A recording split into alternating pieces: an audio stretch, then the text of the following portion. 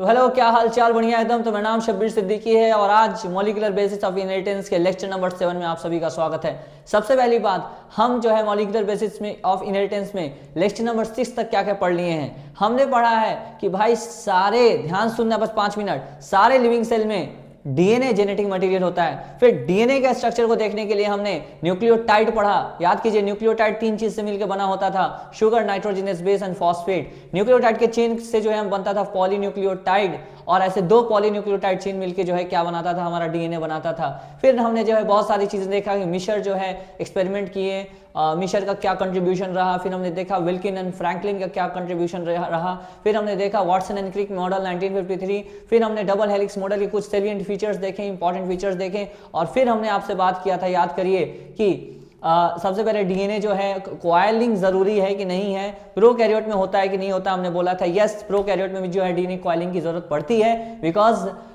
उनका भी जो है डीएनए बड़ा होता है, दैट इज 1.36 मिलीमीटर होता है। और हमें भी जो है डीएनए पैकेजिंग की जरूरत पड़ती है, क्योंकि हमारा डीएनए 2.2 मीटर होता है, डिप्लॉयड की हम बात कर रहे हैं। और इतने बड़े डीएनए को आप जो है समेट के रखना जरूरी पड़ता है, इसलिए हमको कंडेंसिंग जरूरी होता है। तो डीएनए से जो है न्यूक्लियोसोम बनाते हैं, बीट्स ऑन स्ट्रिंग। एंड फिर जो है हम बात किए थे क्या चीज, न्यूक्लियोसोम से यूक्रोमैटिन बनता है, एंड यूक्रोमैटिन से बोलो हेट्रोक्रोमैटिन बनता है। पक्का, हेट्रोक्रोमैटिन से फर्दर कॉइलिंग के लिए NSC, non histone chromosomal protein चाहिए होता है, और फिर जो है हम उससे क्रोमोसोम बना लेते हैं। Is it very very clear?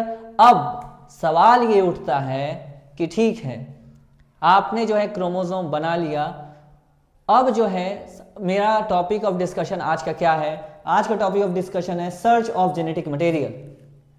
Search of genetic material में हम क्या पढ़ेंगे? पहले ये समझिए हम पढ़ेंगे क्या।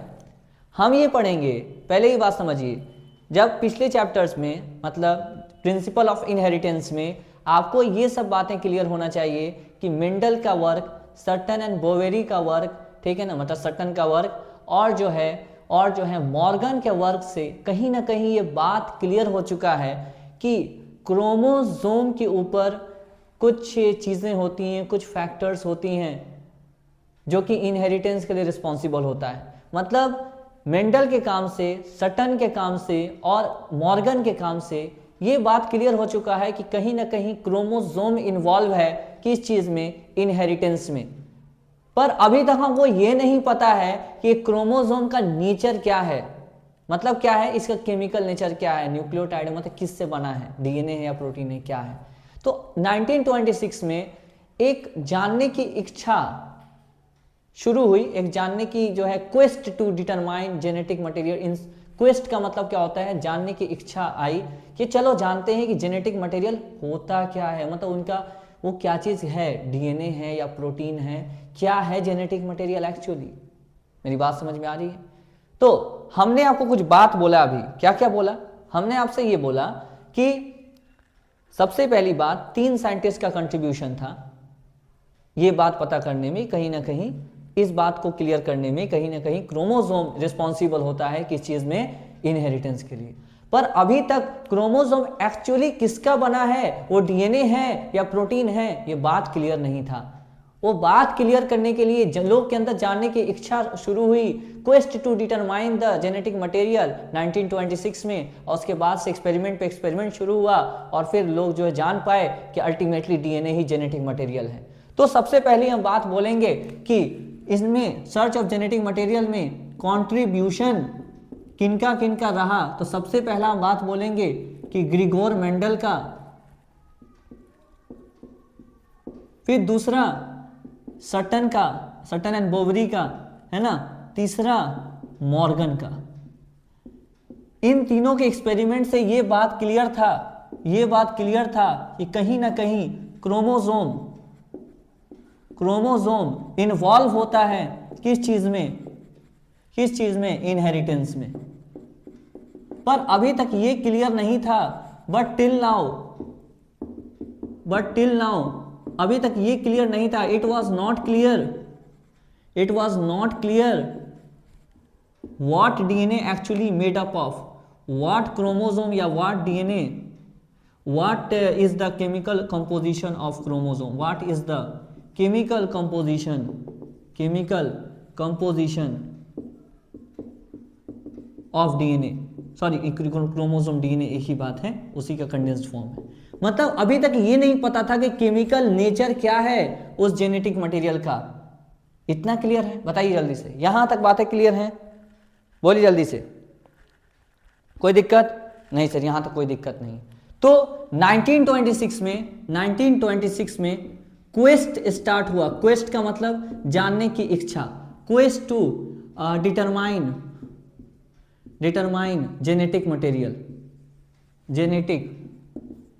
मतलब जेनेटिक मटेरियल को जानने की इच्छा शुरू हुई कब? 1926 में। क्लियर है? मतलब जेनेटिक मटेरियल का केमिकल नेचर। बात अभी तक ध्यान समझिएगा। यहां से क्या क्वेश्चन बनेगा? यहां से ये क्वेश्चन बनेगा कि कौन तीन साइंटिस्ट का कंट्रीब्यूशन रहा है सर्च ऑफ जेनेटिक मटेरियल के मतलब शुरू में। हम ये पूछ सकते हैं।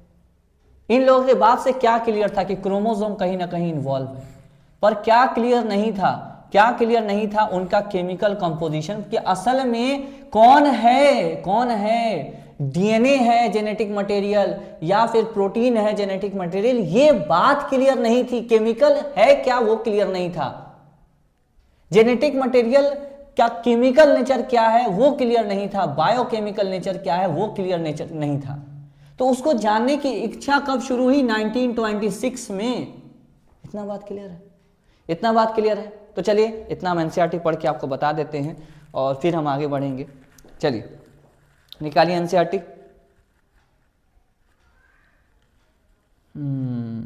एनसीईआरटी निकालिए जल्दी से।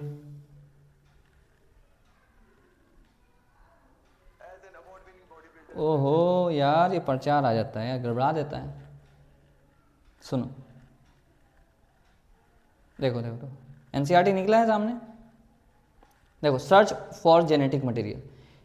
पहला पैराग्राफ देखो। पहले पैराग्राफ लिखा है, मिशर के बाद से ये क्लियर था, न्यूक्लियन जो उन्होंने डिस्कवर किया था, और जो है फिर मेंडल ने जो वर्क किया था उसी समय उसी के आसपास। तो इन सब बातों से ये इतना क्लियर था, but that the DNA act as actually genetic material, ये बात जानने में समय लग गया। मतलब डीएनए ही जेनेटिक मटेरियल है, ये बात हमें नहीं पता थी। समझ में आ रहा है? प्रोटीन है जेनेटिक मटेरियल या डीएनए है, ये बात हमें नहीं पता थी। डीएनए पता चला कि डीएनए ही जेनेटिक मटेरियल है, ये बात जानने में समय लग गया। समझ में आ रहा नहीं आ रहा? आ रहा है sir. By 1926 the quest to determine the mechanism for genetic inheritance, मतलब कि जेनेटिक इनहेरिटेंस जानने में, उसकी केमिकल कंपोजिशन जानने में समय लग गया। और वो जानने की इच्छा कब आई कि चलो भाई जानते हैं कि डीएनए या प्रोटीन है जेनेटिक मटेरियल, कब इच्छा आया? 1926 में। प्रीवियस डिस्कवरीज वाज, जैसे मेंडल, सटन और जो है Morgan and numerous other scientist has narrowed the searches to the chromosome located in the nucleus of some. इन तीनों के वर्क से ये बात कंफर्म था कि कहीं ना कहीं क्रोमोसोम ही इनहेरिटेंस करता है। अब बस हम इसकी केमिकल नेचर को जान गए कि ये डीएनए या प्रोटीन है, तो हमें पता चल जाएगा कि एक्चुअली है क्या। क्लियर है? But the question of what molecule was the actually the genetic material has not been answered. मतलब डीएनए, ये जो जेनेटिक मटेरियल है किसका बना है, डीएनए का या प्रोटीन का, ये बात नहीं पता थी।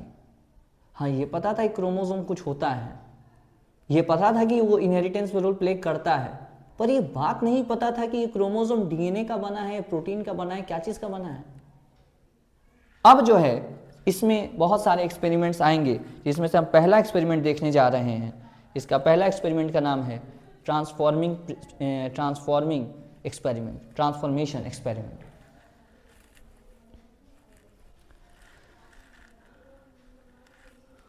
चलो, तो सर यहाँ तक क्या क्या क्लियर होना चाहिए? पहली बात ये कि कौन तीन साइंटिस्ट की वजह से नैरो हो गया था सोच कि हाँ भाई क्रोमोसोम तक ही हमको रहना है, उसी का केमिकल नेचर पता करना है। तीन साइंटिस्ट कौन कौन थे? मेंडल, और कौन थे? और थे सटन एंड बोवेरी, मतलब सटन, और कौन थे? और थे मॉर्गन। इन तीनों का ये पता था कि क्रोमोसोम ही कहीं ना कहीं इनहेरिटेंस पे रोल प्ले करता है। बस अगर आपको ये पता चल जाए कि क्रोमोसोम एक्चुअली क्या चीज का बना है, वो डीएनए है या प्रोटीन है, तो हम सब कुछ बता देंगे। ठीक, तो आइए उसकी बात को जानना चाह रहे हैं हम कि किस ये है क्या क्रोमोसोम का नेचर, बायोकेमिकल नेचर क्या है। आइए सबसे पहला experiment, transformation experiment. Transformation experiment, इसी को हम ग्रिफिथ एक्सपेरिमेंट भी कहते हैं। Griffith transformation experiment, transformation experiment. ये एक्सपेरिमेंट है, कब हुआ था? ये एक्सपेरिमेंट हुआ था 1928 में, 2 साल बाद। ठीक है, 1926 के 2 साल बाद। ओके, अब जो है किस पर हुआ था? एक बैक्टीरिया पर हुआ था। बैक्टीरिया का नाम Streptococcus pneumoniae. Streptococcus pneumoniae, sir वही जिससे निमोनिया होता है। यस, निमोनी या न्यूमोकोकस। ठीक है बात? Yes sir. अब देखिए ये जो स्ट्रेप्टोकोकस निमोनी है ना, ये जो स्ट्रेप्टोकोकस निमोनी, इसके 2 स्ट्रेन होते हैं। स्ट्रेन मतलब जैसे गाय का ब्रीड होता है, नस्ल होता है, उसी तरह बैक्टीरिया का ब्रीड होता है, सॉरी स्ट्रेन होता है। गाय का ब्रीड होता है, बैक्टीरिया का स्ट्रेन होता है, अलग अलग स्ट्रेन होता है। पहला होता है आर स्ट्रेन, दूसरा होता है एस स्ट्रेन।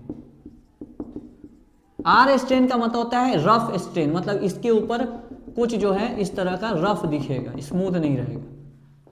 ठीक है, और इसके ऊपर जो है एक लेयर रहता है, इसके ऊपर, इस बैक्टीरिया के ऊपर कुछ लेयर रहता है ग्लूकोज के, पॉलीसैकेराइड का एक लेयर रहता है इसके ऊपर,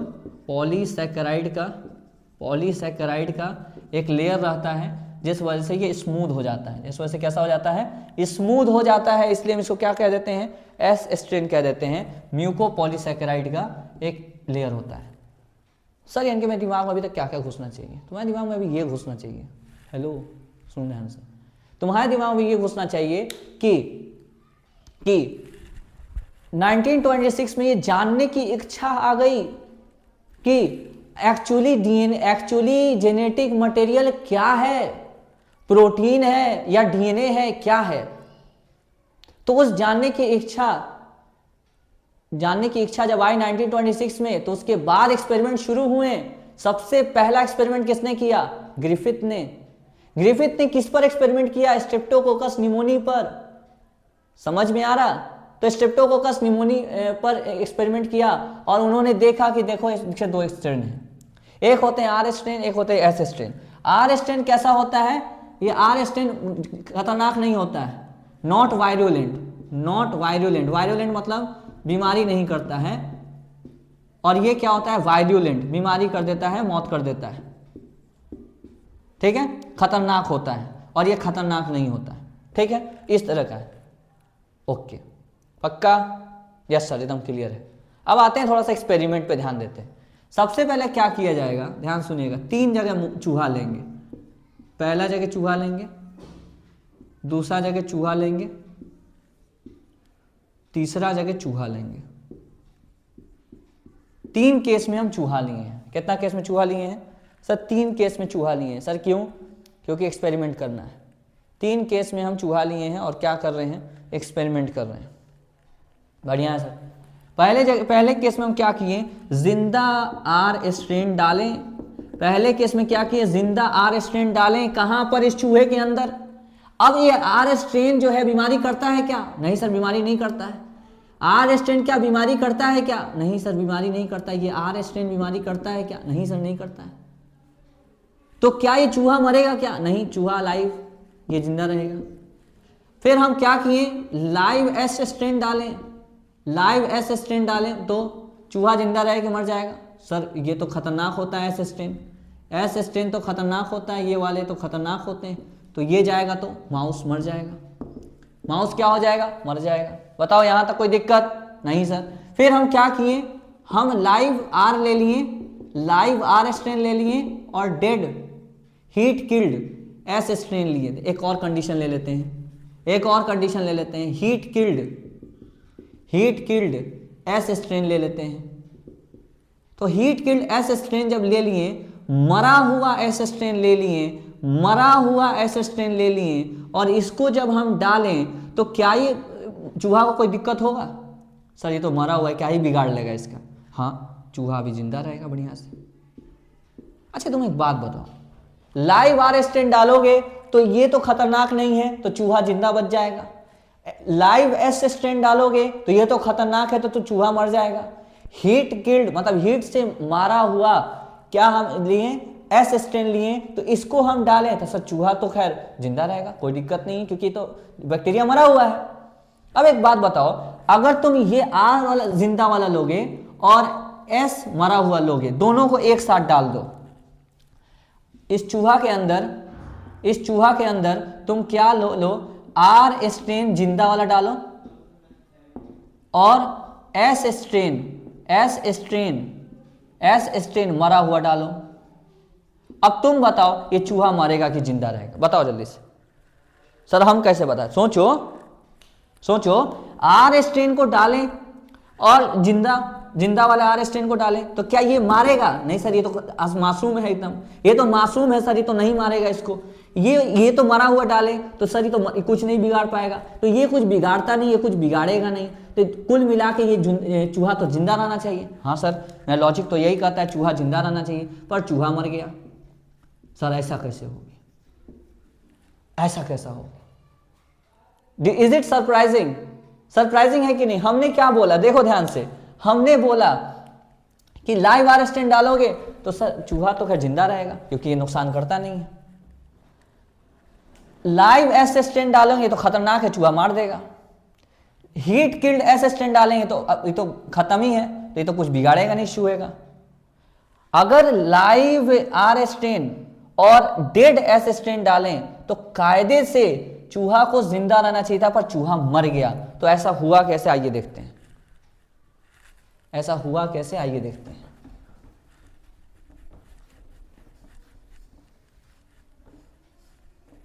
जब ये चूहा को पे एक्सपेरिमेंट किया गया, अरे भाई हो कैसे गया ये जादू हुआ कैसे? तो देखें ना, जब चूहा को निकाल के, चूहा को ही देखें, ये वाला, ये चूहा को, ये वाला बेचारा डेड चूहा, इसको जब देखें ना इसके अंदर, तो इसके अंदर देखें भाई आर स्ट्रेन तो मिला ही, एस स्ट्रेन भी मिल रहा था, एस स्ट्रेन भी मिला इसके अंदर। क्या बात कर रहे हैं सर? हाँ, इसके अंदर एस स्ट्रेन भी मिला, इस चूहा के अंदर एस स्ट्रेन भी मिल गया। सर वो तो मरा हुआ डाले थे, हाँ, लेकिन जिंदा एस स्ट्रेन मिला। सर ऐसा कैसे हो गया? तब साइंटिस्ट ने कुछ कहा, ग्रिफिथ ने कुछ कहा। क्या कहा सर ग्रिफिथ ने? ग्रिफिथ ने कहा कि देखिए हुआ क्या होगा, हुआ क्या होगा। आप जो हीट किल्ड जो एस स्ट्रेन डाले हैं, हीट किल्ड जो एस स्ट्रेन डाले हैं, इनमें से कुछ केमिकल यहां से निकल के आर स्ट्रेन में गया और ये आर को एस में कन्वर्ट कर दिया। ग्रिफिथ ने क्या कहा कि आपने जो हीट किल्ड एस स्ट्रेन डाला है उसमें से कुछ केमिकल निकल के गया और जो है इस आर स्ट्रेन को एस में कन्वर्ट कर दिया। इस केमिकल को उन्होंने ट्रांसफॉर्मिंग प्रिंसिपल कहा, क्योंकि उसने आर को एस में ट्रांसफॉर्म कर दिया। ठीक, तो क्या कहा ग्रिफिथ ने? ग्रिफिथ ने कहा कि समथिंग जो हीट किल्ड एस स्ट्रेन से, समथिंग जो कि हीट किल्ड ये वाला हीट किल्ड है, इसका शक्ल बिगड़ा हुआ बना देते हैं थोड़ा सा इस तरीके से। हीट किल्ड एस स्ट्रेन, ये हीट किल्ड एस स्ट्रेन है। इस हीट किल्ड एस स्ट्रेन से कुछ पास हुआ है, कुछ गया है इस आर स्ट्रेन में, जो कि इस आर स्ट्रेन को एस में कन्वर्ट कर दिया है। Something passed from heat killed S strain to live R strain. Heat killed S strain से लाइव आर स्ट्रेन में गया और आर को एस में कन्वर्ट कर दिया। This is called transforming principle. This something को उन्होंने ट्रांसफॉर्मिंग प्रिंसिपल कहा। ट्रांसफॉर्मिंग प्रिंसिपल कहा, ट्रांसफॉर्मिंग प्रिंसिपल कहा। आज हम जानते हैं कि ये ट्रांसफॉर्मिंग प्रिंसिपल डीएनए है, पर उन्हें ये बात नहीं पता थी कि ये डीएनए है कि नहीं है। वो बस ये बोल रहे थे कि कुछ हीट किल्ड एस स्ट्रेन में से चला गया है आर स्ट्रेन में और इस आर को एस में कन्वर्ट कर दिया है। इस समथिंग को उन्होंने ट्रांसफॉर्मिंग प्रिंसिपल कहा। क्या ये जानते थे, क्या ये जानते थे कि केमिकल नेचर क्या है इस ट्रांसफॉर्मिंग प्रिंसिपल का? नहीं जानते थे। ये बस ये जानते थे कि कुछ ना कुछ जा रहा है, ये नहीं जानते थे कि ये डीएनए ही है। क्लियर है? पक्का? आगे बढ़े तो हम इस बात को समराइज करते हैं कि हम बोले क्या है। हम ये बोले हैं कि ट्रांसफॉर्मेशन प्रिंसिपल ग्रिफिथ का एक्सपेरिमेंट था, 1928 में हुआ था। स्ट्रेप्टोकोकस और न्यूमोकोकस पे हुआ था। स्ट्रेप्टोकोकस या ये कह लो न्यूमोकोकस पर हुआ था। और कैसे हुआ था? चूहा जो है लिया गया था, पहली बार आर स्ट्रेन डाला गया इसके अंदर तो चूहा बच गया क्योंकि आर स्ट्रेन खतरनाक नहीं होता। दूसरी बार लाइव एस स्ट्रेन डाला गया तो ये चूहा मर गया क्योंकि ये खतरनाक होता है। तीसरी बार हीट किल्ड एस स्ट्रेन डाला गया तो चूहा जो है जिंदा रहा क्योंकि वो तो ये बैक्टीरिया तो मरा हुआ था। लेकिन चौथे केस में हम इस चूहा के अंदर लाइव एस आर स्ट्रेन और dead heat killed S strain डालें तो देखा गया कि चूहा मर गया। कायदे से तो नहीं मरना चाहिए था। तो इस बात पर उन्होंने क्या कहा? तो इस बात पर उन्होंने कहा ग्रिफिथ ने कि कुछ हीट किल्ड एस स्ट्रेन से लाइव आर स्ट्रेन में गया, जिस वजह से आर स्ट्रेन एस स्ट्रेन में कन्वर्ट हो गया। इस समथिंग को उन्होंने ट्रांसफॉर्मिंग प्रिंसिपल कहा। वो ये बात नहीं जानते थे कि ये डीएनए है या क्या है। उनको बस ये पता था कि कुछ ना कुछ गया है जो कि इस आर स्ट्रेन को एस स्ट्रेन में कन्वर्ट कर दिया है। Is it very very clear और नॉट?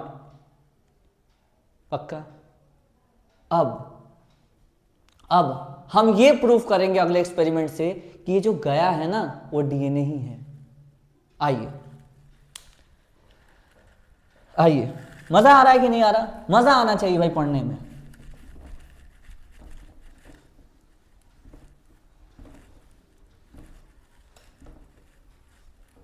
तो सर सवाल क्या क्या बनेगा यहां पर?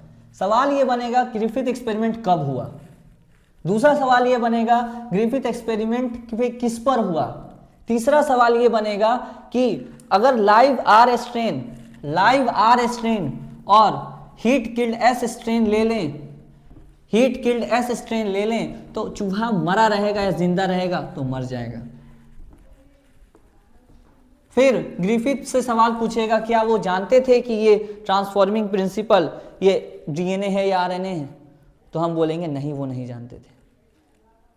क्लियर है? तो यहां तक हम एनसीईआरटी पढ़ते हैं। आइए,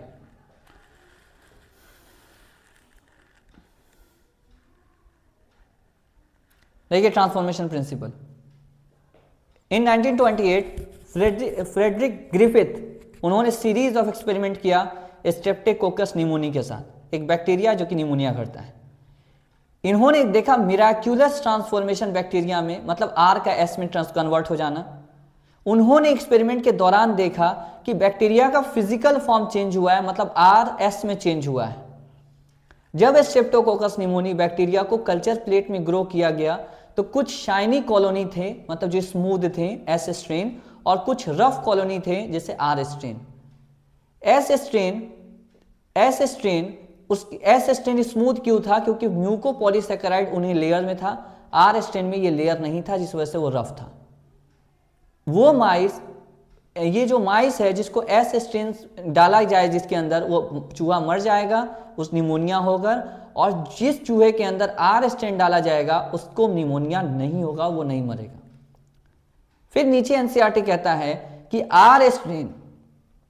एस स्ट्रेन को जब हम माइस में डालते हैं तो माइस मर जाता है। दूसरा बोलता है एनसीईआरटी, जब आर स्ट्रेन को माइस में डालते हैं तो माइस जिंदा रहता है। फिर बोल रहा है एनसीईआरटी कि ग्रिफिथ ने जो है वो ये बात बोले, Griffith was able to kill bacteria by heating them. Griffith जो है बैक्टीरिया को मार दिए किल करके, और फिर उन्होंने हीट किल्ड एस स्ट्रेन जब डाला बैक्टीरिया के अंदर, सॉरी माउस के अंदर, हीट किल्ड जब एस स्ट्रेन डाला तो माउस जिंदा था। पर जब आर स्ट्रेन लाइव और हीट किल्ड एस स्ट्रेन डाला तो कायदे से तो चूहा जिंदा रहना चाहिए था, पर चूहा मर गया। क्यों? क्योंकि कुछ कुछ हीट किल्ड एस स्ट्रेन से लाइव आर स्ट्रेन में जाकर आर स्ट्रेन को एस में कन्वर्ट कर दिया। यही बात एनसीईआरटी बोलता है कि उन्होंने कंक्लूड किया कि आर स्ट्रेन जो है किसी तरह से ट्रांसफॉर्म हो गया है एस स्ट्रेन में। वो जिस केमिकल से हुआ है उसको उन्होंने ट्रांसफॉर्मिंग प्रिंसिपल कहा। क्लियर है? पक्का ना पक्का कुछ ना कुछ जो है गया है ना, इससे हीट किल्ड एस स्ट्रेन से, जो कि आर को एस में कन्वर्ट कर दिया है। पर ये बात उन्हें नहीं पता थी कि ये जो गया है chemical heat killed S strain से, जो कि आर को एस में कन्वर्ट किया है, ये केमिकल है क्या? डीएनए है, आरएनए, प्रोटीन है क्या? तो अब जो एक्सपेरिमेंट होगा, biochemical characterization of transforming principle, अब ये बात पता चलेगा कि जो ट्रांसफॉर्मिंग प्रिंसिपल है इसका नेचर है क्या। तो इस नेचर के लिए इस एक्सपेरिमेंट का जो नाम है, अब हम ये जानना चाह रहे हैं कि ट्रांसफॉर्मिंग प्रिंसिपल का केमिकल नेचर क्या है। केमिकल नेचर है क्या? सर आप क्यों जानना चाह रहे हैं? क्यों जानना चाह रहे हैं? इसलिए ये जो हीट किल्ड जो एस स्ट्रेन था, उसमें से कुछ ना कुछ इस लाइव आर स्ट्रेन में आया है, जो कि इस आर स्ट्रेन को एस स्ट्रेन में कन्वर्ट कर दिया है, तो ये जेनेटिक मटेरियल हो सकता है, क्योंकि जेनेटिक मटेरियल ही इस तरीके से जाता है, ऐसा साइंटिस्ट को पता था। समझ में आ रहा है? तो हम इस पे जा रहे हैं कि भाई होता क्या। अभी आपको क्या समझना है, ट्रांसफॉर्मिंग प्रिंसिपल का नेचर क्या था, इस चीज को पढ़ने हम जा रहे हैं। और उस चीज के बारे में किसने बताया? एवरी मैककार्टी मैक्लियोड ने। एवरी मैककार्टी एंड मैक्लियोड ने। कहानी की तरफ सुनिए, मजा आएगा इंशाल्लाह और कोई दिक्कत नहीं आएगी। तो लिखिए heading, Avery McCarty MacLeod experiment. इनके एक्सपेरिमेंट से पहले हम ये समझते थे कि प्रोटीन जेनेटिक मटेरियल होता है, पर ऐसा नहीं होता, ये इन्होंने कंफर्म कर दिया। यानी कि एक बात लिखेंगे, prior to their experiment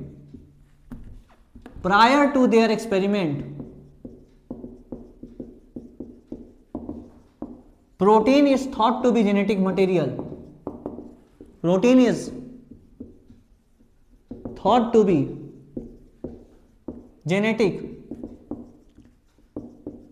material. Protein को माना जाता था कि वो जेनेटिक मटेरियल है। ठीक, अब सुनिए, यहां तक बात क्लियर है? हाँ सर। अब आपको क्या प्रूफ करना है कि ट्रांसफॉर्मिंग प्रिंसिपल का नेचर क्या है। ठीक है, आइए सबसे पहले हीट किल्ड एस स्ट्रेन ले लेते हैं। यहां एस स्ट्रेन ले लिए, हीट किल्ड एस स्ट्रेन ले लिया हमने। ठीक, हाँ, इससे कुछ बायोकेमिकल आइसोलेट किया, मतलब कुछ केमिकल इससे जो है हम निकाले, केमिकल आइसोलेट किए। सर कौन से केमिकल थे? हम कुछ केमिकल निकाले, डीएनए, आरएनए और प्रोटीन। ये तीन केमिकल हम निकाले और इसमें ये तीन केमिकल ले लिए। इसमें क्या लिए? हमने डीएनए लिया, और क्या लिए? आरएनए लिया, और क्या लिए? प्रोटीन लिया। हमने ये तीन केमिकल ले लिया। क्या क्या क्या था? हमने डीएनए लिया, आरएनए लिया और प्रोटीन लिया। ठीक है सर।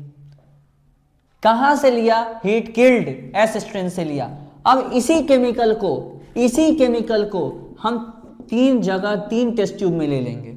पहला टेस्ट ट्यूब, दूसरा टेस्ट ट्यूब, तीसरा टेस्ट ट्यूब।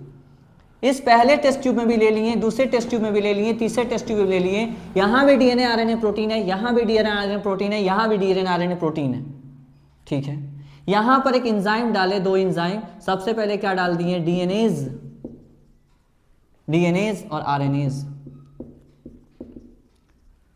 तो सर यहां का जो डीएनए था वो डाइजेस्ट हो गया और आरएनए जो यहां था वो डाइजेस्ट हो गया। बचा क्या, बचा प्रोटीन। इसमें बचा क्या, प्रोटीन। ठीक है, हाँ बचा प्रोटीन। अब इस केमिकल को हम चूहा के अंदर डाल देंगे, इंजेक्ट कर देंगे। कहां पर, माइस के अंदर। माइस के अंदर डाल देंगे। इस माइस के अंदर हम डाल दिए।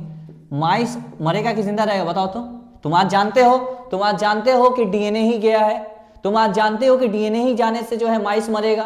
तो बताओ, यहां प्रोटीन गया है चूहा के अंदर, प्रोटीन गया है चूहा के अंदर। हम इंजेक्ट किए हैं कहां पर, इनटू माइस। इंजेक्ट किए हैं प्रोटीन को, इंजेक्ट किए हैं प्रोटीन को इनटू माइस। माइस मरेगा, जिंदा रहेगा, जिंदा रहेगा, नहीं मरेगा। दूसरे केस में हमने क्या किया, आरएनएज लिया और प्रोटीएज लिया और डीएनएज लिया। तो अब क्या बच गया, सर आरएनए बच गया। अब इस केमिकल को जिसमें आरएनए बच गया है, इसको हम कहां डाल दिए, इंजेक्ट इनटू कहां पर, माइस। बताओ माइस जिंदा रहेगा कि मर जाएगा, सर जिंदा रहेगा। क्यों, क्योंकि अभी आरएनए बचा है ना।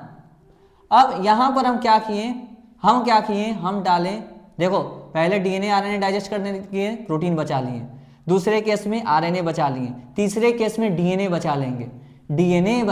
तो यहां पर हम क्या डालेंगे, प्रोटीएज डाल देंगे और क्या डाल देंगे, आरएनएज डाल देंगे। बताइए क्या बच जाएगा, डीएनए क्या हो जाएगा, लेफ्ट बच जाएगा।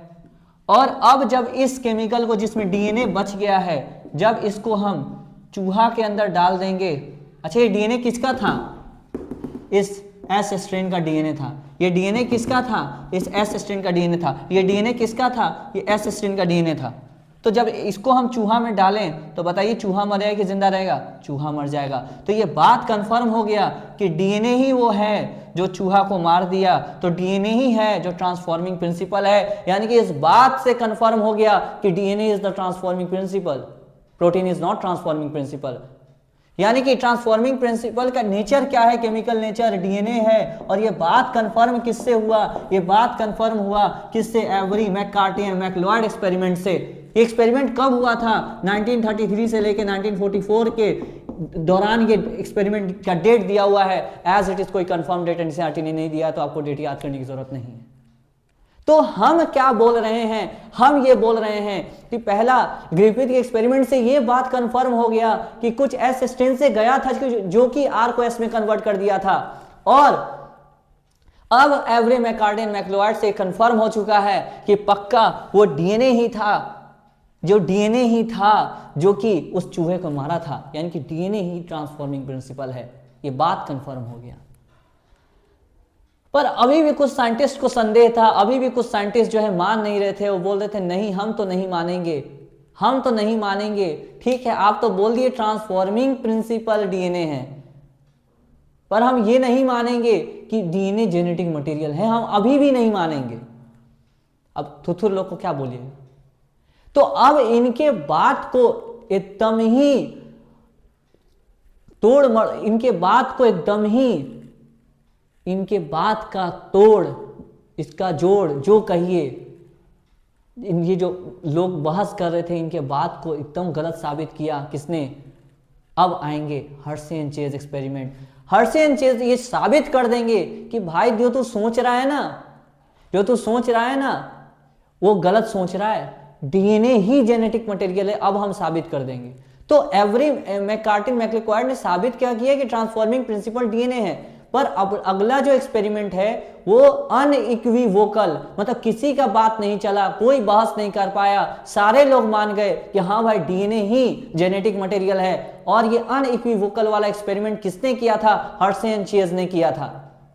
तो आइए अगला एक्सपेरिमेंट हम स्टार्ट करते हैं जिसका नाम है हर्शे एंड चेज एक्सपेरिमेंट। तो आइए इसके जो है हम एनसीईआरटी देख लेते हैं। देखिए देखिए देखिए ध्यान से, एवरी मैककॉर्डे एंड मैक्लोइड के पहले जेनेटिक मटेरियल प्रोटीन माना जाता था। उन्होंने बायोकेमिकल नेचर ट्रांसफॉर्मिंग प्रिंसिपल का उनको ये स्टडी किए कि वो डीएनए, उन्होंने प्यूरिफाइड किया डीएनए आरएनए एंड प्रोटीन किससे, हीट किल्ड एस स्ट्रेन से, और उन्होंने देखा कि कौन जो है आर को एस में कन्वर्ट कर पा रहा है, कौन जो है आर को एस में कन्वर्ट कर पा रहा है, मतलब कौन जो है क्या कर पा रहा है, कौन डीएनए को बैक्टीरिया को मार पा रहा है। अरे भाई बैक्टीरिया के अंदर हम जो है यहाँ पे जो हम 22 के अंदर डाल रहे हैं ना इस केमिकल को, साथ में हम आर को भी डाले होंगे इस चूहा के अंदर, तब वो आर एस में कन्वर्ट होके क्या किया होगा, चूहा को मार दिया होगा। समझ रहे हो? अरे यार नहीं समझे, हम कह रहे हैं ये केमिकल अकेला नहीं डाले हैं, हम आर स्ट्रेन बैक्टीरिया को भी डाल दिए, साथ में ये केमिकल डाल दिए, तो आर से एस में वो कन्वर्ट हो गया वो बैक्टीरिया और इस चूहे को मार दिया। समझे? Yes sir. अब आते हैं किस चीज पर, they discovered that DNA alone from S strain cause R bacteria to be transformed. मतलब सिर्फ डीएनए ही है जो कि आर बैक्टीरिया को ट्रांसफॉर्म कर दिया, मतलब इसमें भी जो है आर स्ट्रेन डाले, बस डीएनए ही है जो कि आर को एस में ट्रांसफॉर्म करके इस चूहे को मार दिया। दे प्यूरिफाइड बायोकेमिकल, ये सब जो है हम आपको बता चुके हैं। They also discovered that protein digesting enzyme protease and RNase जब डालेंगे तो ट्रांसफॉर्मेशन रुकेगा नहीं, ट्रांसफॉर्मेशन हो जाएगा। मतलब जब आप डीएनए आरएनए, जब प्रोटीएज और आरएनए डालेंगे तो ट्रांसफॉर्मेशन हो जाएगा। कैसे? इसमें आर स्ट्रेन डाले थे आप, जो है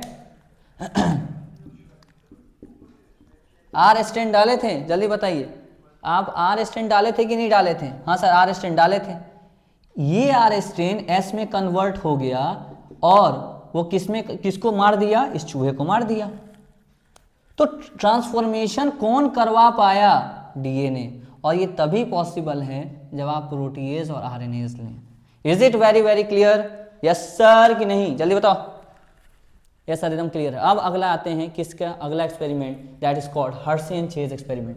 तो हर्शे एंड चेज एक्सपेरिमेंट में पता क्या करना चाह रहे हैं? हम पता करना चाह रहे हैं कि डीएनए ही जेनेटिक मटेरियल है, ये बात को प्रूफ करना है। सर प्रूफ तो हो ही गया, हाँ हो गया, पर एकदम ही प्रूफ करना। सर एकदम ही मतलब एकदम ही, कोई किसी का बहस ना चले, कोई कुछ बोल ही ना पाए। यहां तो बोल सकता है कोई, क्या बोल सकता है कि सर ट्रांसफॉर्मिंग प्रिंसिपल ना डीएनए है, जेनेटिक मटेरियल डीएनए, ये थोड़ी आप बोले हैं। ट्रांसफॉर्मिंग प्रिंसिपल ना डीएनए है, आर को एस में ट्रांसफॉर्म कर देने वाला ना डीएनए है, ये थोड़ी पता है कि जेनेटिक मटेरियल डीएनए ही है। समझे? कोई बहस करने वाला तो कर ही सकता है। तो अब जो है इस बहस को हम खत्म कर देंगे। कैसे? हम जो है बात करेंगे किस चीज का? हम बात करेंगे हर्शे एंड चेज एक्सपेरिमेंट का। आइए बात करते हैं Hershey and chase experiment. Hershey and chase experiment कब हुआ था? 1952 में। किस पर हुआ था? On E coli bacteria. तो एवरी मैककॉर्डे एंड मैक्लोइड के बारे में जो स्पेशल पॉइंट है वो क्या है? वो ये है कि अनइक्विवोकल ये प्रूफ हो, अनइक्विवोकल मतलब नो डाउट, अनइक्विवोकल प्रूफ हो गया that DNA is genetic material. Sir कैसे? ये बताइए आप हमको। आइए देखते हैं। सबसे पहले कुछ पॉइंट जानिए, बैकग्राउंड जानिए कुछ। बैकग्राउंड में पहली बात हम ये बोलेंगे कि वायरस के बारे में एक बात करेंगे जिसका नाम बैक्टीरियोफेज है। जी सर। इस बैक्टीरियोफेज वायरस को जब आप देखेंगे, मेनली T2 होता है बैक्टीरियोफेज, इस बैक्टीरियोफेज को देखेंगे तो इसमें ऐसा कुछ होता है स्ट्रक्चर, जिसमें ये वाला होता है कोट या फिर इसी को कहते हैं कैप्सिड, जो कि मेनली प्रोटीन का बना होता है, और ये होता है इसका जेनेटिक मटेरियल जो कि मेनली डीएनए होता है। ठीक है सर। फिर ये बैक्टीरियोफेज का मतलब क्या होता है, ये अटैक करता है किसको, बैक्टीरिया को। ठीक है सर, ये पहला बैकग्राउंड ये आप जान गए। ठीक है सर। दूसरी बात, दूसरा बैकग्राउंड में दूसरी बात ये समझिए कि लाइटिक साइकिल क्या होता है। लाइटिक साइकिल क्या होता है, जब एक बैक्टीरियोफेज एक बैक्टीरिया को अटैक करता है, तो अपना जेनेटिक मटेरियल अंदर भेजता है, वो अंदर भेजता है। बैक्टीरिया का डीएनए इसे अपना जेनेटिक मटेरियल मानकर इसकी बहुत सारे कॉपी बना देता है, और जब डीएनए बन ही चुका है तो इसे प्रोटीन बनाकर बहुत सारे जो है प्रोटीन का कोट बनाकर इस तरीके से बहुत सारे वायरस तैयार हो जाते हैं, और जो है इस तरीके से डीएनए टूट जाता है और ये वायरस इस बैक्टीरिया को तोड़कर वायरस ऐसे बाहर निकल जाते हैं। इस साइकिल को हम लाइटिक साइकिल कहते हैं। ये बैक्टीरिया मर जाता है। तो सर ये बात आप क्यों बता रहे हैं, ये बात इसलिए बता रहे हैं क्योंकि ये बहुत जरूरी है हर्शे एंड चेज एक्सपेरिमेंट के लिए। तो अब समझिएगा हर्शे एंड चेज में हमको क्या साबित करना है कि डीएनए ही जेनेटिक मटेरियल है। बैकग्राउंड नंबर 3 कि हर्शे एंड चेज ये जानते थे कि लाइटिक साइकिल क्या होता है। हर्शे चेज ये जानते थे कि लाइटिक साइकिल क्या होता है, पर ये नहीं जानते ये लाइटिक साइकिल क्या होता है, मतलब ये जानते थे कि जेनेटिक मटेरियल इंटर करता है, पर ये नहीं जानते थे कि जो जेनेटिक मटेरियल है वो डीएनए। ये बात नहीं जानते थे, डोंट नो। मतलब वो ये जानते थे कि जेनेटिक मटेरियल इंटर करता है, पर वो ये नहीं जानते थे कि डीएनए ही जेनेटिक मटेरियल है। ठीक है, इन दोनों में से क्या इंटर करता है वो उनको नहीं पता था, बस उनको ये पता था कि जेनेटिक मटेरियल इंटर करता है। ठीक है सर, आइए अब हम इसकी बात करते हैं हर्शे एंड चेज एक्सपेरिमेंट का।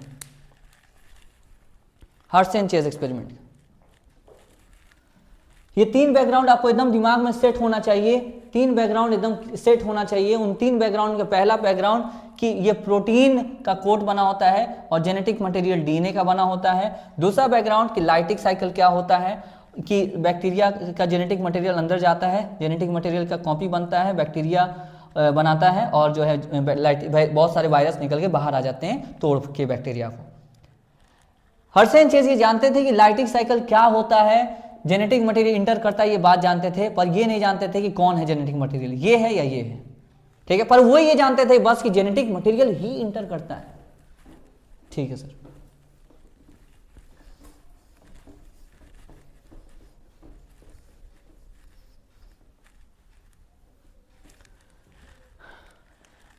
सुनिए, अब हम क्या करेंगे, वायरस को ग्रो करेंगे इन, अभी बैकग्राउंड ही चल रहा है, बैकग्राउंड नंबर 4 सर, ये बैकग्राउंड यहाँ वायरस को ग्रो करेंगे। कहाँ पर वायरस को ग्रो करेंगे हम, एक्सपेरिमेंट को बताएंगे हम, वो बहुत इंपॉर्टेंट है बैकग्राउंड। वायरस को हम ग्रो करेंगे, नॉर्मल फॉस्फोरस है क्या आइसोटोप होता है 31, हम 32 लेंगे, जो कि एक रेडियो एक्टिव आइसोटोप है, इसको हम ले लिए। अब जाहिर सी बात है ये फॉस्फोरस कहाँ, ये प्लेट में लिए, ठीक है, और हम यहाँ वायरस ग्रो किए। सर वायरस तो ग्रो नहीं कर सकते हैं, लिविंग वर्ल्ड में लिखता है virus is not culturable, virus grow नहीं कर सकते हैं।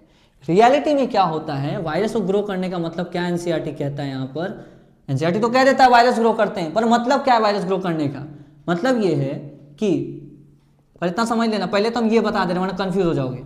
वायरस को ग्रो करते हैं तो बताइए जो वायरस का ये जो डीएनए है, जो वायरस ग्रो किए, बहुत सारे वायरस ग्रो किए। सर आप गलत पढ़ा रहे, गलत नहीं पढ़ा रहे भाई, सुन ले ध्यान से मेरी बात, जो एनसीईआरटी कह रहा है वो समझ ले मेरे भाई, काम आएगा। वायरस को ग्रो किए, बहुत सारे वायरस ग्रो किए। अब बताओ ये वायरस को जब P32 में जब आप ग्रो कीजिएगा, फॉस्फोरस कहाँ जाता है? तो ध्यान रखिएगा डीएनए में फॉस्फोरस जाता है, डीएनए में जाता है फॉस्फोरस। सर क्यों? क्योंकि डीएनए में याद कीजिए फॉस्फेट होता था, यानी कि इस वायरस का डीएनए रेडियो एक्टिव होगा, ये बात कंफर्म है। इस वायरस का डीएनए रेडियो एक्टिव होगा। क्यों? क्योंकि डीएनए में ही फॉस्फोरस 32 वाला इंटर किया है।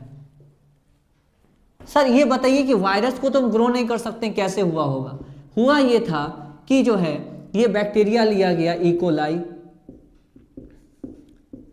और यहां पर जो है वायरस को जो है अटैक कराया गया इससे, ठीक है।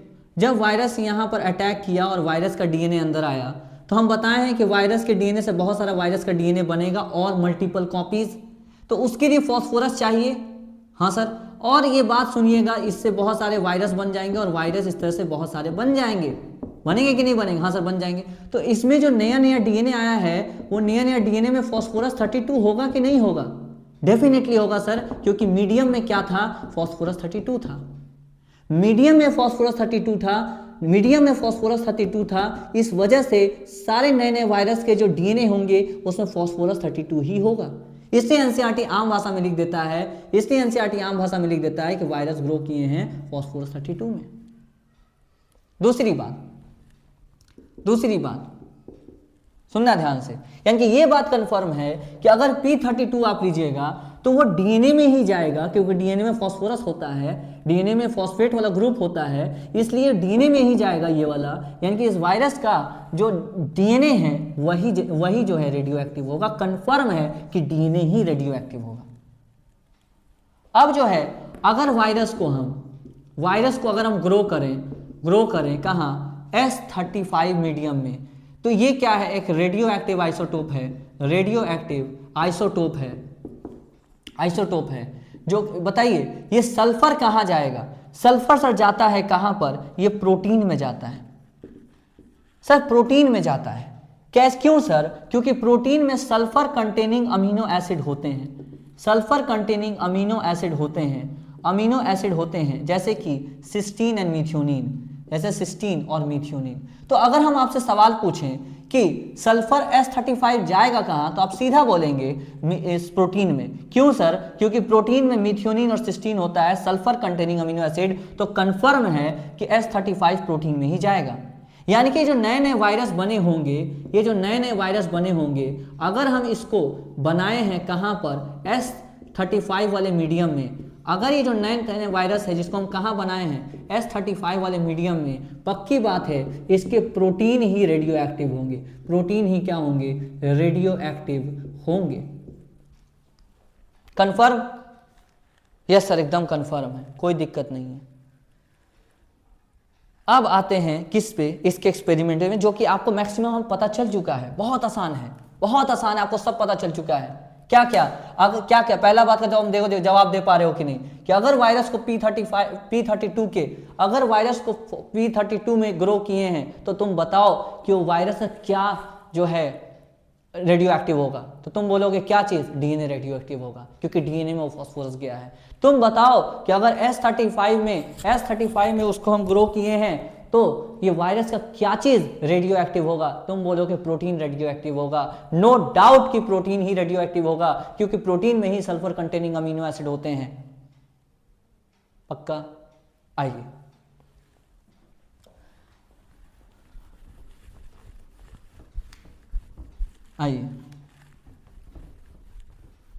तो सर यहां सवाल क्या बनता है?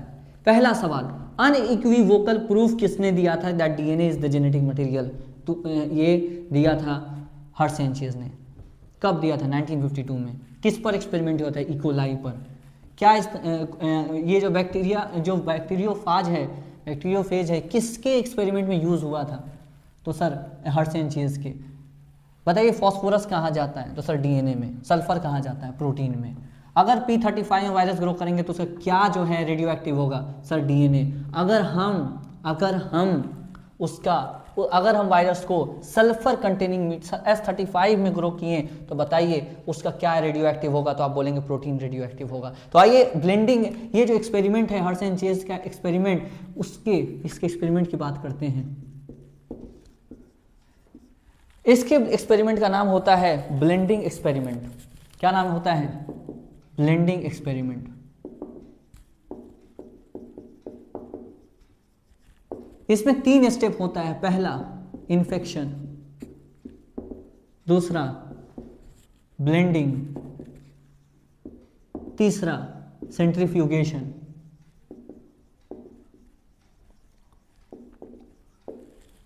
पहला इन्फेक्शन में हम क्या करते हैं, पहला स्टेप इन्फेक्शन में हम क्या करते हैं, ये एक बैक्टीरिया लेते हैं जिसका नाम ई कोलाई है। जिसका नाम क्या है? ई कोलाई है। इसके ऊपर बैक्टीरियोफेज का हम इन्फेक्शन करते हैं। इन्फेक्शन मतलब ये बैक्टीरियोफेज को हम इस बैक्टीरिया पर अटैक करवा देते हैं। ठीक है, हमें ये बात पता है कि जेनेटिक मटेरियल इंटर किया होगा। ठीक है, जेनेटिक मटेरियल इंटर किया होगा। ठीक है, हाँ सर। दूसरी बात, हम क्या करते हैं, इसको ब्लेंड करते हैं। ब्लेंड मतलब ऐसे जो है एक मिक्सर में रखकर इसको मिक्सर में रख के हम इसको घुमा देते हैं, इस तरीके से ऐसे ब्लेंड कर देते हैं। तो कंफर्म बात है कि कुछ चीज़ें, कोई चीज़ें तो जेनेटिक मटेरियल तो अंदर चला गया होगा, जेनेटिक मटेरियल तो अंदर चला गया होगा, और इसका जो अदर पार्ट है जेनेटिक मटेरियल के अलावा वो जो है इस तरीके से कहीं ना कहीं निकल गया होगा। ऐसे इधर उधर ऐसे घुमाए होंगे तो जेनेटिक मटेरियल के अलावा वो सब चीज़ें आगे चले, मतलब फेंका गया होगा। ठीक है सर। तीसरा स्टेप इसमें क्या हुआ होगा, तीसरा स्टेप जिसे हम कहते हैं सेंट्रीफ्यूगेशन। इसमें हम क्या करते हैं, इसमें हम करते क्या है कि इस तरीके से घुमाते हैं, ऐसे सर्कुलर वे में इस तरीके घुमाते हैं। आपको पता है कि कोई भारी चीज़ें वो नीचे चल जाती हैं, हल्की चीज़ें ऊपर रह जाती हैं। तो बताइए कि आज हमको पता है क्या चीज़, कि जो भारी चीज़ें वो नीचे चल जाएंगी। तो बैक्टीरिया भारी है तो कहाँ चल जाएगा, नीचे चल जाएगा जेनेटिक मटेरियल के साथ। इसके साथ क्या होगा, वायरस का जेनेटिक मटेरियल होगा। ये तो कंफर्म था ना कि जेनेटिक मटेरियल इंटर करता है। हाँ, और जो चीज़ें हैं जो जेनेटिक मटेरियल के अलावा है वो जो है कहाँ रह गया होगा, कहीं ना कहीं वो ऊपर रह गया होगा, कहीं ना कहीं वो ऊपर रह गया होगा, कहीं ना कहीं वो कहाँ रह गया होगा, ऊपर रह गया होगा। तो जो भारी चीज़ें वो नीचे रह गई होगी, जो हल्की चीज़ें ऊपर रह गई, भारी वाली चीज़ें नीचे रह गई, हल्की ऊपर रह गई होगी। जो नीचे रह जाता है इसे हम कहते हैं क्या चीज़, रिटेंट, ये पेलेट जो नीचे आ जाता है। जो ऊपर रहता है उसे कहते हैं सुपरनेटेंट। ठीक है सर। अब एक बात बताओ, यहां तक बात क्लियर है? बहुत आसान है सर, कोई दिक्कत नहीं हुआ। हम पहला इन्फेक्शन कराएं, इन्फेक्शन में जेनेटिक मटेरियल इंटर किया है, जेनेटिक मटेरियल, बैक्टीरिया का डीएनए, जेनेटिक मटेरियल इंटर किया है। ठीक है, अब जो है दूसरे में क्या किया, ब्लेंडिंग, ऐसे घुमा दिए, इस तरह से घुमा दिए, तो जेनेटिक मटेरियल के अलावा जो चीज़ है वो बाहर निकल गया होगा। अगर हम बाहर निकल गया होगा, ठीक है, फिर हम जो है कायदे से इस तरीके से हम घुमाए हैं ऐसे सेंट्रीफ्यूगेशन से, तो भारी चीज़ें नीचे बैठ गई और हल्की चीज़ें ऊपर, बैक्टीरिया नीचे बैठ गया, हल्की चीज़ें ऊपर चली गई। बैक्टीरिया के साथ जेनेटिक मटेरियल ऑफ वायरस भी था। Yes sir.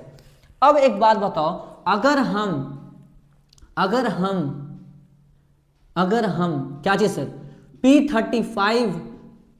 P32 वाले वायरस से इन्फेक्ट कराए होंगे, वायरस से क्या कराए होंगे, इन्फेक्ट कराए होंगे, मतलब इसका क्या रेडियो एक्टिव था सर, डीएनए रेडियो एक्टिव था। अगर डीएनए रेडियो एक्टिव था, तो डीएनए, सुनना ध्यान से, अब एकदम, अब बहुत इंपॉर्टेंट बात समझ लेना। यहां तक तो ठीक है, आसानी से समझ में आ गया, आगे भी अच्छे से आएगा, पर प्लीज मेरे भाई यहां गलती मत करना। यहां तक समझ में आ गया, अब आगे भी समझ में आएगा इंशाल्लाह। भाई पे भरोसा रख मेरे भाई, सर बोल, भाई बोल, जो बोल, बस भरोसा रख और चलते चल। बहुत डायलॉगबाजी हो गया। सबसे पहला एक्सपेरिमेंट में किया कि इन्फेक्शन किए, दूसरा ब्लेंडिंग किए, तीसरा सेंट्रीफ्यूगेशन किए। अगर हम ये जो वायरस लिए हैं इसको वो वाला वायरस है जो कि P35 पे ग्रो किए होंगे, तो इस वायरस का बताओ कि डीएनए रेडियो एक्टिव था या फिर प्रोटीन रेडियो एक्टिव था। सर डीएनए रेडियो एक्टिव था। डीएनए रेडियो एक्टिव था। अगर आप डीएनए रेडियो एक्टिव था और डीएनए ही जेनेटिक मटेरियल है, मान लीजिए यहां इतना कंफर्म है कि डीएनए रेडियो एक्टिव है, और हम मान लेते हैं, आई अज्यूम कि डीएनए रेडियो एक्टिव है, तो डीएनए जेनेटिक मटेरियल है। हमने मान लिया कि डीएनए क्या है, जेनेटिक मटेरियल है। तो डीएनए जेनेटिक मटेरियल है, तो जेनेटिक मटेरियल अंदर जाता है, डीएनए जेनेटिक मटेरियल अंदर जाता है बैक्टीरिया के अंदर, और जेनेटिक मटेरियल नीचे जो है यहाँ रहता है। यानी कि अगर हमने माना है कि डीएनए जेनेटिक मटेरियल है, तो जो चमक है, क्योंकि ये फास्फोरस रखे हैं तो डीएनए में चमक होगा, क्योंकि डीएनए रेडियो एक्टिव होगा। यानी कि अगर हमने माना है कि डीएनए रेडियो, ध्यान से सुनना, सबसे जेनेटिक मटेरियल अंदर आया है, जेनेटिक मटेरियल अंदर आया है, जेनेटिक मटेरियल नीचे होगा। अगर हम मानते हैं कि डीएनए जेनेटिक मटेरियल है, तो वो जो चमक है, जो रेडियो एक्टिविटी है, वो रेडियो एक्टिविटी है, वो जेनेटिक मटेरियल मतलब यहाँ बैक्टीरिया से आएगी, वो जेनेटिक मटेरियल, वो रेडियो एक्टिविटी यहाँ नीचे पैलेट से आएंगी। जी सर। लेकिन अगर हम मानते हैं क्या चीज, कि प्रोटीन जेनेटिक मटेरियल है, प्रोटीन जेनेटिक मटेरियल है, हम मानते हैं कि प्रोटीन जेनेटिक मटेरियल है, तो जेनेटिक मटेरियल अंदर गया है, जेनेटिक मटेरियल बैक्टीरिया में है, वायरस का जेनेटिक मटेरियल वायरस का बैक्टीरिया में है, तो नीचे आएगा। यानी कि अगर प्रोटीन जेनेटिक मटेरियल है, तो प्रोटीन से, अगर जेनेटिक मटेरियल, ये कंफर्म है जेनेटिक मटेरियल इसी में है, अगर जेनेटिक मटेरियल प्रोटीन है, तो कहां से चमक आना चाहिए, प्रोटीन वाले पार्ट से, मतलब वो चमक यहां से आना चाहिए। सर हम समझ गए, लेकिन दूसरे अंदाज से समझिए। आइए, तो तुम बताओ कि दोनों में से सही क्या है। सर सही ये है, क्या आप मानिए कि डीएनए जेनेटिक मटेरियल है, क्यों जब एक्सपेरिमेंट किया गया ना, तो ये देखा गया कि जब हम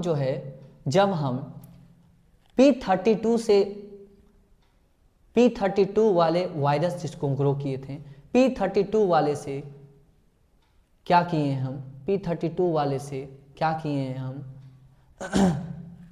इन्फेक्शन कराए हैं, तो हमको रेडियो एक्टिविटी कहाँ से मिला, नीचे से। मतलब कंफर्म हो गया कि डीएनए ही अंदर आया है। जब हम P32 वाले से ये क्या करवाए हैं, इन्फेक्शन, P32 वाले से क्या करवाएं, इन्फेक्शन, तो फास्फोरस से, यानी डीएनए से चमक आना चाहिए, और चमक हमको यहां से आया, मतलब डीएनए ही आया है इसमें। फास्फोरस आपने P32 वाले को यूज किया, आपने P32 वाले वायरस को यूज किया, यानी कि चमक कहां से आता है, डीएनए से, और चमक आया कहां से, यहां से। यानी कि जो जेनेटिक मटेरियल आया था वो वायरस का, वो डीएनए ही था। समझे?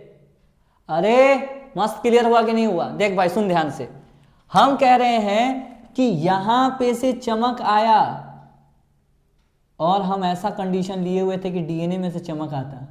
हमको ये बात पता है कि जेनेटिक मटेरियल ही आया है इसमें, और जब हम P32 लिए तो चमक कहां से आया है, चमक कहां से आएगा ये तुम बताओ। सर डीएनए से आएगा। चमक कहां से आया, यहां से, मतलब डीएनए ही जेनेटिक मटेरियल है, क्योंकि चमक यहां से आया है। सर अगर S35 लेंगे तो चमक कहां, क्या चमक आएगा यहां से? सर S35 मतलब क्या चमकीला होगा? सर प्रोटीन आया है, यहाँ पे प्रोटीन आया है? नहीं सर, तो प्रोटीन नहीं आया तो कहां से आ जाएगा चमक? समझे? क्लियर है? क्वेश्चन कराएंगे, क्लियर हो जाएगा। तो तुम ये बात बताओ कि ब्लेंडिंग में जो प्रोटीन वाले पार्ट हैं वो कहाँ आ जाएगा? सर वो अलग हो जाएगा, तो प्रोटीन कहाँ आ जाएगा? ऊपर। यानी कि अगर S32 लेते तो चमक कहाँ से आता? ऊपर से, समझे? Yes sir. तो देखो हमने S35 लिया, सॉरी 32 बोल दिए हम, S35 लिया तो चमक रेडियो एक्टिविटी कहाँ से आया, कहाँ से आया? ऊपर से, सुपरनेटेंट से। इसका मतलब कंफर्म हो गया कि प्रोटीन जेनेटिक मटेरियल नहीं है, ऊपर आ गया है। हमने जब P32 लिया तो रेडियो एक्टिविटी कहाँ से आया, रेडियो एक्टिविटी कहाँ से आया सर? वो नीचे से आया, यानी कंफर्म हो गया कि डीएनए ही जेनेटिक मटेरियल है, क्योंकि जेनेटिक मटेरियल से चमक आ रहा है, जेनेटिक मटेरियल से चमक आ रहा है, और जेनेटिक मटेरियल से चमक आ रहा है, जेनेटिक मटेरियल से चमक आ रहा है, और जेनेटिक मटेरियल से चमक आने का मतलब कि यहाँ पे अगर डीएनए वाले से चमक आ रहा है, मतलब क्लियर होगी बात। अब तुम एक बात बताओ, सुनना, पहला सवाल कि अगर हम ब्लेंडिंग एक्सपेरिमेंट ना करें, ठीक है, ब्लेंडिंग एक्सपेरिमेंट, पहले सुनना ध्यान से, पहला सवाल क्या चीज सर? हम S35 से इन्फेक्ट किए तो तुमको कंफर्म हो गया कि प्रोटीन रेडियो एक्टिव है? हाँ सर, ये कंफर्म हो गया। हम ब्लेंडिंग नहीं किए, ब्लेंडिंग हमने, अच्छा मान लो ब्लेंडिंग हमने किया तो कहाँ से चमक आएगा सर? ब्लेंडिंग आपने किया, ब्लेंडिंग किया तो अलग छितरा गया वो, और सेंट्रीफ्यूगेशन भी किया, तो जाहिर सी बात है चमक कहाँ से आएगा? चमक आएगा ऊपर से, सुपरनेटेंट से। मान लो S35 से इन्फेक्ट किया, ब्लेंडिंग हमने नहीं किया, ये किए या सीधा ये कर दिए। तो ब्लेंडिंग आपने नहीं किया तो क्या ये प्रोटीन वाला पार्ट हटा? नहीं सर, वो साथ में कहाँ आ गया होगा? नीचे से, नीचे आ गया होगा। तो प्रोटीन जो है अब कहाँ से चमक आएगा? अरे ब्लेंडिंग नहीं किया तो ये क्या अलग हुआ? नहीं सर, ये चिपके रह गया तो यहाँ पे आ गया कि नहीं प्रोटीन वाला पार्ट भी? हाँ सर, आ गया। यानी कि अब चमक कहाँ से आएगा सर? अब चमक आएगा रिटेंटेड से, समझे? इस तरह का क्वेश्चन जो है आसानी से आप बना सकते हैं, पर हम क्वेश्चन अभी कराएंगे, चिंता नहीं करो, क्वेश्चन हम कराएंगे, तुमको अभी क्लियर हो जाएगा और ज़्यादा। सर एक बार रिवाइज कराइए, हमको समझ में आ गया है, लेकिन हमको भरोसा आप दिलाइए। चलिए सुनिए ध्यान से। सबसे पहली बात, अगर P32 वाले को एक्सपेरिमेंट में लिए हैं तो जेनेटिक, बताइए क्या चीज़ तुम्हारा रेडियो एक्टिव होगा? सर डीएनए रेडियो एक्टिव होगा, रेडियो एक्टिव होगा। उनको क्या पता था? हर्शेनचेस को उनको ये पता था कि डीएनए अंदर जाता है, तो डीएनए अंदर जाता है किसके? बैक्टीरिया के। उनको क्या पता था कि डीएनए अंदर जाता है, और सॉरी उनको क्या पता था कि जेनेटिक मटेरियल अंदर जाता है, और उनको क्या पता था कि जेनेटिक मटेरियल अंदर जाता है। यस सर, ये पता था। और फिर जब उन्होंने एक्सपेरिमेंट किया तो उन्होंने देखा मेरा मन सेटिस्फाइड नहीं हुआ। एक क्वेश्चन करते हैं, if P32 taken, then radioactivity comes from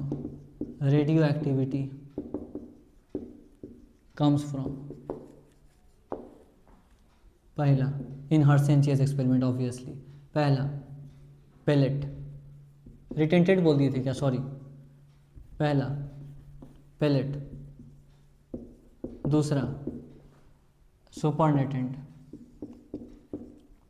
देखो तुमको ये बात पता है कि P32 मतलब डीएनए से चमक आएगा, और डीएनए कहाँ आता है?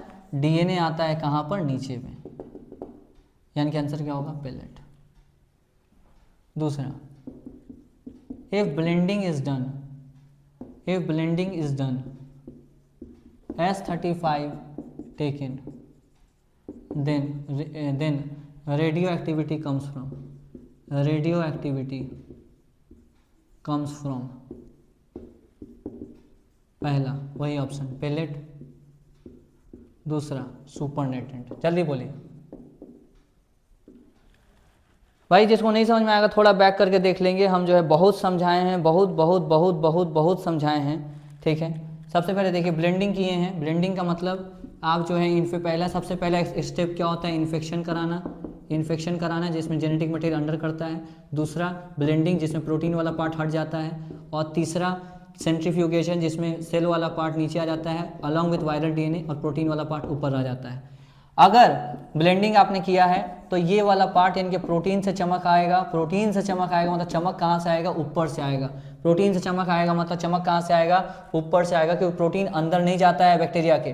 प्रोटीन से चमक आएगा मतलब ऊपर से चमक आएगा, ऊपर से चमक आएगा। Next, if S35 taken, blending is not done, blending is not done, blending हमने नहीं किया। तो ब्लेंडिंग नहीं किए तो ये क्या प्रोटीन इससे अलग हो पाएगा, इस बैक्टीरिया से प्रोटीन अलग हो पाएगा, नहीं हो पाएगा। तो बैक्टीरिया के साथ कहाँ चल जाएगा प्रोटीन, सर नीचे चल जाएगा। बैक्टीरिया के साथ प्रोटीन कहाँ चल जाएगा, नीचे चल जाएगा। बैक्टीरिया के साथ प्रोटीन कहाँ चल जाएगा, नीचे चल जाएगा। तो चमक कहाँ से आएगा, आंसर आएगा पैलेट से आएगा। कहाँ से आएगा चमक, पैलेट से आएगा। क्लियर है एकदम बात, जल्दी बताइए। तो मिलते हैं, आई होप एकदम क्लियर हो गया होगा मस्त तरीके से। मिलते हैं, तब तक के लिए अपना और अपने परिवार का ख्याल रखें। Thank you so much.